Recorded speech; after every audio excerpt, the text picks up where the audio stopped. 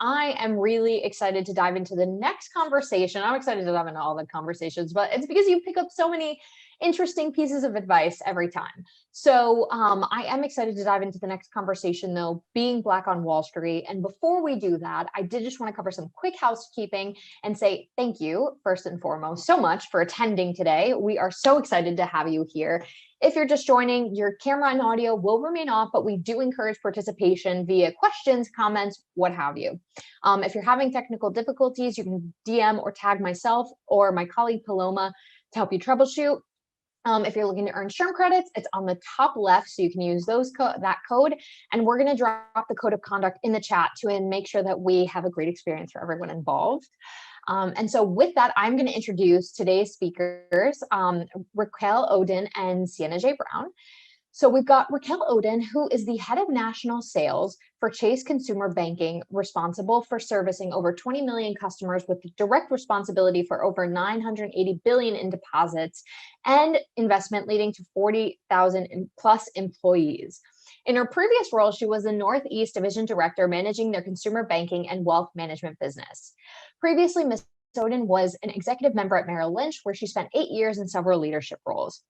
Her most recent role was market executive of the flagship New York Fifth Ave market, the firm's largest market, with more than 250 advisors serving high net worth individuals and institutions with over 35 billion in assets under management. Prior to that, she was the head of advisor and strategy and development, responsible for coaching the firm's 14,000 advisors and leading initiatives designed to recruit and train the next generation. And before that, head of global product strategy and business development, where she oversaw the team's new product business development, supporting all channels within global wealth and investment management. Ms. Oden serves on the board of directors for the Apollo Theater and the national board of directors for the Thurgood Marshall College Fund. Ms. Oden holds a BA in political science from James Madison University and an MBA from Hampton University. Ms. Oden is a resident of the North Shore of Long Island, where she lives with her husband and daughter. And then we've got Sienna J. Brown on the line, who is a global DI strategist at PowerToFly. As an educator, expat, and entrepreneur, her mission is to teach driven women how to secure remote work opportunities aligned with their bigger mission and provide them with freedom and flexibility. Over the past 6 years, her focus has been working with companies and employees to create more diverse and inclusive workplaces that have a positive impact on their personal and professional lives. When she's not working, she's at home on the Mediterranean coast, watering her plants, cooking a good meal, or engaging in meaningful conversation with friends. Always important to mention the personal stuff here as well, because we're more than just our work. And so I want to say welcome to both of you. Thank you so much for being here. And I'm going to hand the mic right over to Sienna. Fantastic. Thank you so much, Nicole and Raquel. What an honor to be able to have you here. So I just want to say thank you again from the PowerToFly team and for all of the individuals who are listening right now, because I am sure that they are excited to take notes, to hear more about your experience and expertise, and specifically hear about what is it like being Black on Wall Street, and then also just talking about your experience in the finance industry as a whole. So I just want to say thank you again for being here. And I would love to kick us off with, can you just share a little bit about your journey? Because as Nicole was reading through your bio, it was very impactful to just hear all of the change and all of the impact that you have been able to make over your career journey. So I would just love to hear, like, how did you become involved in finance, and a little bit about how you got from where you are when you started to where you are today. Well, one, I want to say thank you for having me. I'm so actually excited to be here today. And Sienna, you're my inspiration. Listening to what you do in your spare time, I have some work to do. And I have to give credit to Nicole, because I can't believe she read all that. That was pretty impressive. We got through it pretty quickly. But I think, like you said, my journey on Wall Street, and I probably, looking back now, it's been over 20 years. So I guess, at this point, it's 2 decades. Things have changed dramatically. And I think about, my journey was not one where I thought this is where I would be. And I think many of us would probably say, I am a first generation. My parents are both immigrants to this country. I'm first to be college educated in this country. So their aspirations for me was to really just get a really great education and really focus on a wonderful job. So Wall Street wasn't like in the path of like, that's what I want to be when I grow up. Yeah. And I always tell people, I believe life is purpose and you're going to be where you're meant to be. And my first job, my first opportunity where I worked out of college was at something called Publishers Clearinghouse. I always say this is like my funny story, I always kick things off. And I don't know if many of you remember this, but it's a magazine company. Yes, we had magazines at some point. You would actually do the sweepstake and you'd be able to potentially win $1 million. And it's actually a real company, it's very true. And I worked in the mailroom for that company when I first finished college. It was my first like internship program. And then I went back and decided I wanted to be in business. And I went back and got an MBA and then got recruited by a Wall Street firm at the time, which was Morgan Stanley. And so my entry onto Wall Street was, you know, an unusual path, one would say, but it allowed me to figure out that after, you know, going through my different business experience, and I said started in the mailroom, I decided I really wanted to be at an investment banking firm and had the opportunity to do that after grad school as my first role. That's amazing. And I really just want to like lean into something that you were just saying. Number one, again, I just want to acknowledge your experience because I think quite often that happens, right? So whether you happen to be one of the first, and whether that's the first person in your family to go to college or the first person in your family to get an MBA, the first person in your family to whatever that might be, it's so important to think about not only the impact that it's having on yourself, but also the impact that that's going to have on other generations. And for other individuals, especially just because something that is a sad truth is that the finance industry is not that diverse, right? And so that's something that I'd love to lean into a little bit about. What has it been like for you sometimes when you might have had to be one of the only individuals, whether that's being Black or being a woman? It's intersectional, so you can never have one without the other, right? But really being able to say, how have you been able to like find your voice and show up authentically to be able to help you grow into the career that you've had now? I think it's a great question. And I think I can't hide that I'm a woman. I also can't hide that I'm a Black woman. So it's quite an obvious thing when I walk into a room. And what I would say about that is, I think partly the innocence of not knowing helped. I didn't know that this would be a difficult industry. I didn't know that I was going to be the first in all of these places. But I got there and just didn't see myself. I learned that. What I'd say that's important about it, and you probably heard, like Nicole jokingly read a very long resume. My openness to understanding the business end to end and not being caught in, it needs to be investment banking, or it needs to be asset management, or it needs to be wealth management, or it can only be retail consumer banking. I definitely had a different angle, which was I was open to the possibilities because my view was, if I can understand the front to the back and the middle, that makes a great senior executive.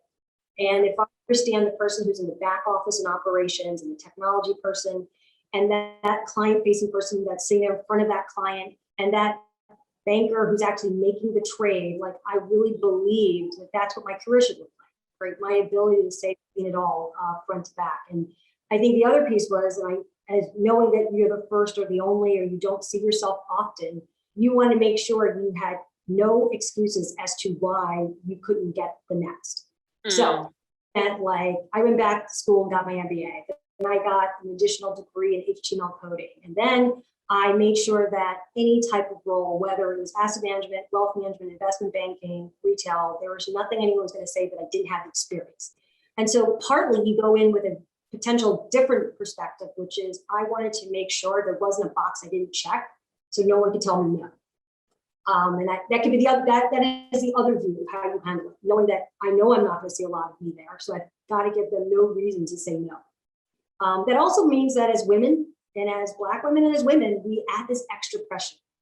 I'm not going to say you don't need to do it, but we do add the extra pressure because we feel as women too, that we want to check every box, right? So that people can say that I truly meet the criteria. And then the willingness to take the risk. I think at the beginning of my career, it was innocence. And then as I matured in my career, I started to realize those moves were very important and very strategic. And if I were to be honest, I did have the fortune of a few great women in my career that I got to emulate. And that is, a genuine truth. And one who's actually speaking in the conference as well, Sally Korchak. I worked with her for a couple of years, and I have to say, I saw what was possible. And I always tell people, the thing about diversity begets diversity. When you can see the possibilities. And so you're right, that woman that's at the top or that Black woman that's at the top tells hundreds and thousands of other people it's possible. And so that's what I always live for, which is the possibilities. And it means so much. You're going to work hard, you're going to do your part.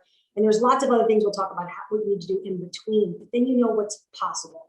And so you don't have that theory of the only or the first, because even if it's one, it means any one of us could do it, which is an amazing thing.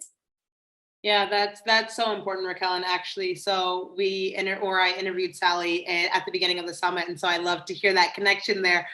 But that representation is so important, especially just because when we think about women in finance, right, or inclusion in finance, whatever that might be, a lot of the times we have a lot of limiting beliefs around what's possible for us, either in our professional sphere or in the world of finance, or just around like money management as a whole, right? And so being able to have that representation and say like, hey, if I can do it, so can you. And so I really do think that it is so important as you're sharing your story and as you're kind of like reading off your brag list, right, of like, here are all the different things that I've done over time. It's so important to be able to see that also in your career. For anyone who's listening right now, in your career, no matter what you want to be doing, sometimes it's about figuring out what that next best step is and then seeing how that can evolve over time. I love it.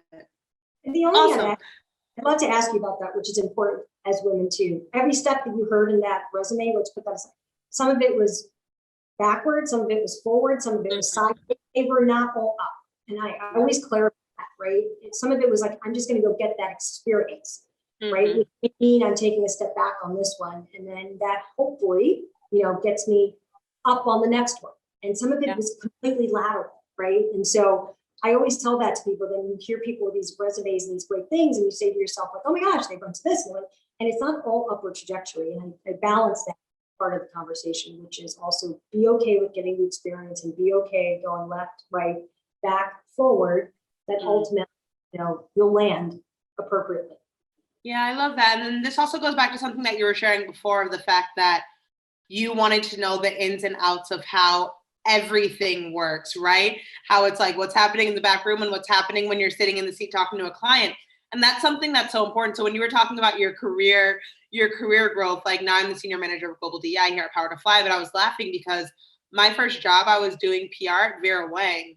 Lord knows that's not where I wanted to be. But again, like as you go through your career journey, you realize, okay, well, how do we fully understand what different jobs look like, what different aspects are like, and then bring that together to, as you were saying, like be able to create the career that you actually want to be having, and realizing that although it might not necessarily be linear, it is important to always be able to move forward and say, whatever that next step is, it's aligned with where you want to be going. I love this. So Raquel, I have a question for you. And also for all of you who are listening, if you have any questions for Raquel, please drop them in the chat. She will be able to answer them live as we're going through.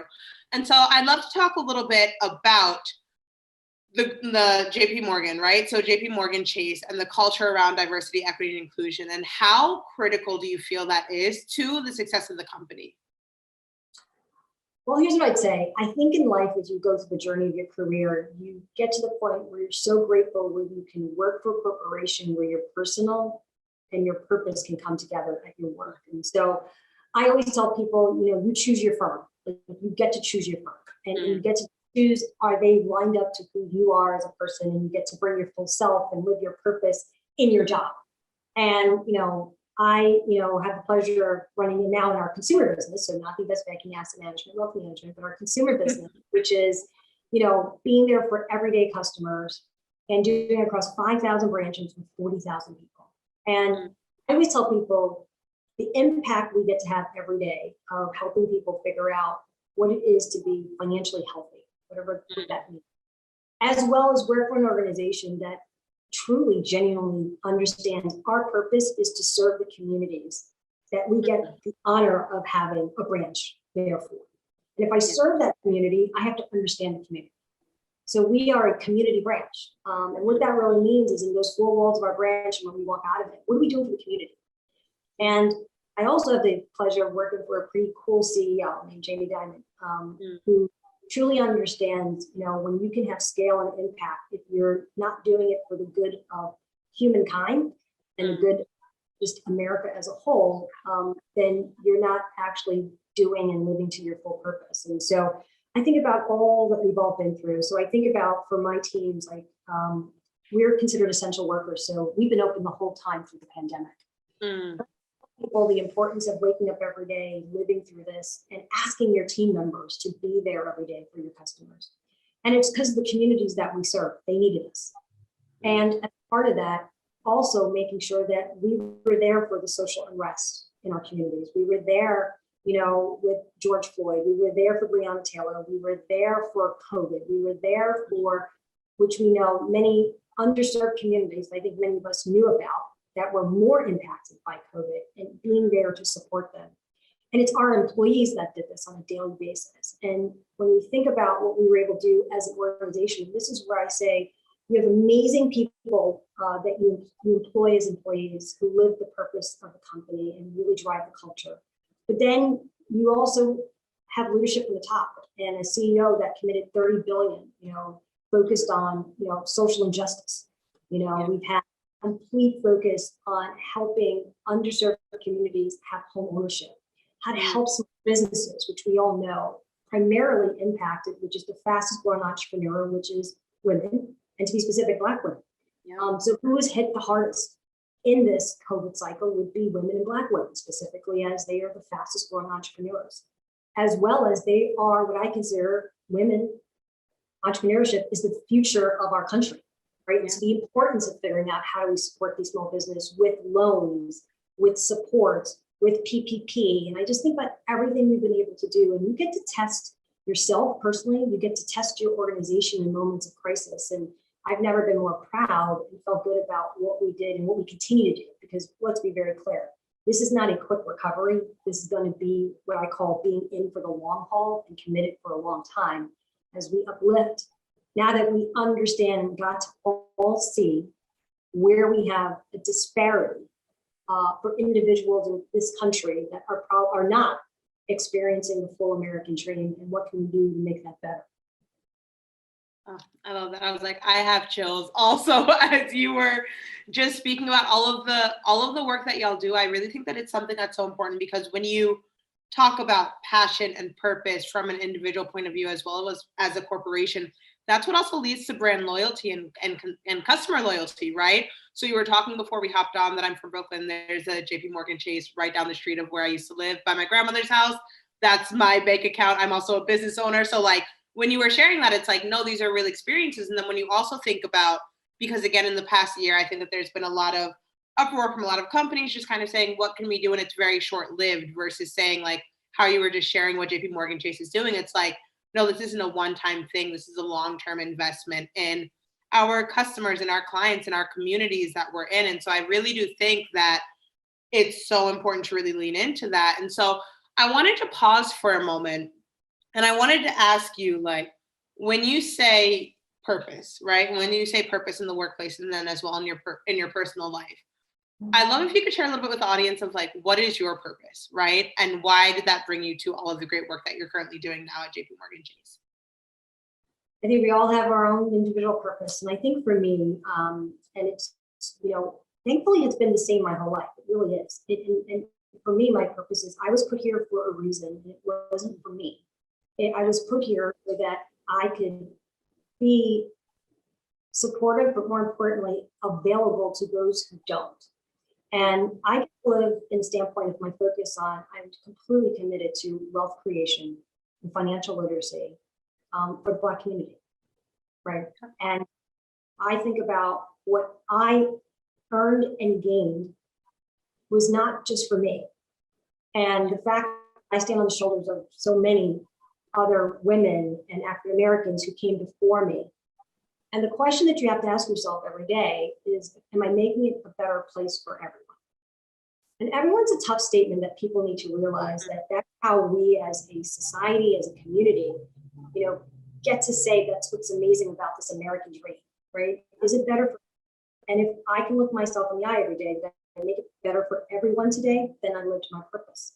And then personally, I have the benefit, you heard, I have a daughter. And the fact that she's gonna have her journey, but I want it to not be as bumpy as mine. I think we all want kids. I want hers to be the next level of what's possible. I wanted her to live with no hindrance of what's not possible. But I think no matter how you look at it, the world will teach you that very quickly. You can't protect them from that. but you want to make sure they know that, I did this, but you're going to do even better. And so for me, all of it is, how do I make it better for everyone? How do I look back at my younger self, which I tell you, honestly, I get to live through my daughter, and just say, what is possible? And she teaches me every day of what's possible. And that is because I believe in this generation that is purpose driven. Yeah. I've stepped into my purpose just as me, but I think this generation, which I'm very pleasurably excited and happy to see, they're leaning in with purpose, and they're holding corporations accountable, and they're ensuring that if they invest, is it purposeful? Who they work for, is it going to meet in their criteria of purpose? When they're away from the job, can they live their purpose? And so, I think this next generation is making us a better place and allowing us to say work and life is like one. And while I figured it out later on, I love that they're coming and, knowing that right away. I love that. And again, I just want to keep on acknowledging and having for all of the individuals who are listening to pause and really lean into what Raquel is saying. And I think something that's so huge is, yes, that conversation of like, it's also leaving a legacy for the generations to come. And so when you're also talking about teaching communities about financial literacy, you're also saying, how are we building generational wealth in communities that haven't previously known what that looks like or what that is? And so I love that, because when you talk about your purpose and also your experience that you had shared earlier, again, that lived experience has also allowed for you to be able to drive ahead and do all it is that you've done. And then again, leave a better future for those to come after. And I just really want to highlight one more thing that you said around equality, right? And like evening the playing field. My words, not yours. But when we think about equality, it really has a benefit for everyone, right? And so when we think about, okay, well, how are we supporting underserved communities, realizing that when we support those communities, it's making a better world. It's making a world with more money for everyone. It's making with more resources, with access to different things. And so I just really think that that's important, of being able to say, as we are uplifting certain communities or individuals that might not have necessarily had that in the past, it's creating a better financial future for other individuals, for everyone, and just a better world overall. So I just really wanted to highlight that, because I think it's something that's so important. I always tell people, like, when we say financial literacy or wealth creation, if you ever walk to our branches, it's a simple question we'll ask you. And we will simply say, what are you saving for? So, the way the mystery of it sounded like this complicated thing, and it's like, oh my God, that's 10 years away, 5 years away. What are you saving for? It's a simple question, because it says it's hopes and dreams and goals. Whatever that is how do we help you financially attain those? How do you build a plan? How do we think through that step to whatever it could be? It could have been a vacation, it could have been home, education, whatever that is. And we start with one simple goal, and then we say, how do we support you in that journey? It could be entrepreneurship, it could be to own a business. How do we get there? And I think, as you said, as part of it, it is the fact that everyone should have access to this. Everyone. So when I think about your statement of how do you deal with the inequality, you say, well, let's just make it fair for everyone, right? And so when you build products and you do things, when you think of cost factors, make sure there's something for everyone, right? For underserved, for your poor, for your affluent, because the idea is everyone has a right to be part of this journey. And financial literacy, unfortunately, is not taught in our schools, and the only way you're going to know about it is friends, family, and hopefully you feel okay walking to a local branch and asking some questions. And so for that reason, it seems like there's some secret to it. And as you said, there are communities like ours who have not been part of the dialogue for so long. And so let's crack the code. It's not a secret, and it belongs to everyone. I love that. And then also, I think another part of this is, how do we start normalizing these conversations more, right? I think when it comes to money, it's something that feels so taboo for so many women, and it's like, oh, well, how do we talk about being able to make more money, save more money, invest more money if we're not actually comfortable with talking about money with other individuals? So I love the fact that you focus on that one simple goal. How do we simplify it and just start the conversation and really help change mindset and intrinsic motivation towards, awesome, now that we know what we're working towards, how do we get there? I love this. So I do want to be conscious of time. We're not done yet, but I do just want to give a quick shout out. If there is anyone in the chat, not in the chat, who's watching right now that does want to drop a question for Raquel in the chat, please feel free to do so. Raquel, as we are wrapping up, something that I'd love to hear from you is, as we're talking about representation, as we're talking, you also shared some of the mentors that you've had in your journey. I'd love to hear some advice that you would give to someone who's looking to get started, right? And so two parts of this question here, right? Who's looking to get started on their financial journey. And then I would love to hear any advice that you would have for someone who's listening, who is interested in getting into the world of finance and starting a career there. Wow. So I think starting your financial journey, I always say the first thing you start with is just the hunger for learning. And so if you really decided you want to have a financial journey, hopefully you're reading Financial Times, New York Times, you're just hungry for knowledge. And I think getting to know and understand the industry is an important thing. I tell people it's the first step. Two, if you've actually made the leap of faith and you want to, like when I joined Wall Street, I made the leap of faith and I said, okay, you want to make sure you find those early mentors, people that you can emulate, and please, please, please do not worry about them looking like you, right? Put that aside.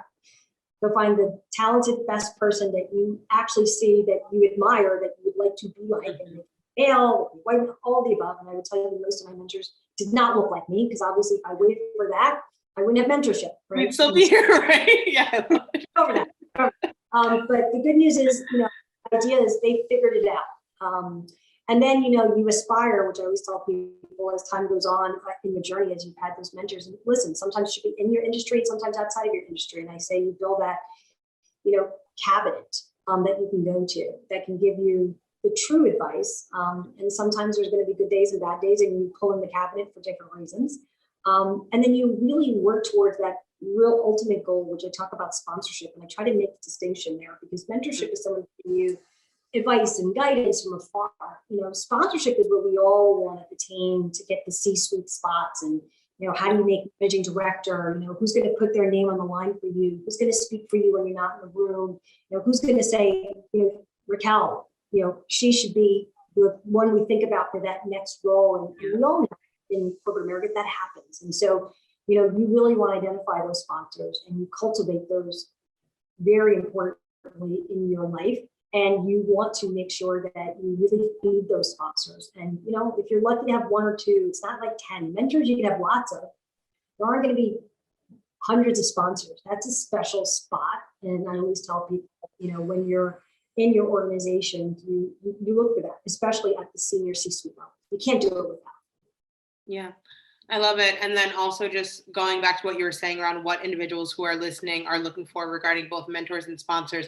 I also just want to highlight what you had shared before is like, yes, find those people that are going to champion for you, but then also be willing to do the dirty, the fun, dirty work of figuring out how can I make myself the most indispensable individual in the room, right? And so I really just want to, again, champion you, Raquel, of being able to say, yes, find those sponsors, find those mentors, et cetera, but then also be able to say, how do I make sure that I'm constantly learning? How do I make sure that I'm constantly growing? How do I make sure that I'm constantly walking in my power and purpose and finding companies, opportunities, experiences that are all aligned? And so, Raquel, this is the beginning of our relationship, but I was going to say, I'm just so happy that we're able to share your expertise and your experience with everyone who is listening. And I just want to give you a little bit of space to share, what are you currently working on? Where can people find you? How can they continue connecting? So one, I want to thank you guys for doing what you're doing. There's nothing better that in these moments, a little bit of a pause where you don't physically have to be somewhere, you take advantage of the opportunity, to take that hour out of your day is what everybody's doing, or to just be a better person. And the fact that we've all been able to put together is pretty impressive. I'd say for us at JPMorgan, I'm always at the standpoint of saying, we're a large organization and we're always looking for great talented individuals. I think as you think about us, we're not just New York, right? We have 5,000 branches across the country. We have wealth advisors in our branches. We have home lending advisors. We have small business advisors in our branches, as well as private bankers. You want to be a banker. And so there's just so many ways and opportunities for you to join us from the standpoint of that side of the business, or as you all know, whether it's investment banking, asset management, as you know, I'm an advocate of all of it. We're always looking for talent. And I will tell you, if you're looking for an organization where your purpose, and by the way, what I just described, you have to be okay with that, because as an organization, that's who we are. And we get to bring our whole self, and we drive the culture every day. And it really is about uplifting everyone in the communities that we serve. And, if that resonates, that's good. Then you'll actually like what you do here. And then I always, no matter what organization you join, I'm agnostic from that standpoint, but we want more women on Wall Street. We want more women in financial services. But even if you don't pick this as a career, I always tell women, at some point, you will be the CEO of your household for many reasons. Women are either primary breadwinner, good, bad, or indifferent. If you look at the statistics, women outlive men. So even if you are married, the likelihood of you outliving your husband is pretty high statistically.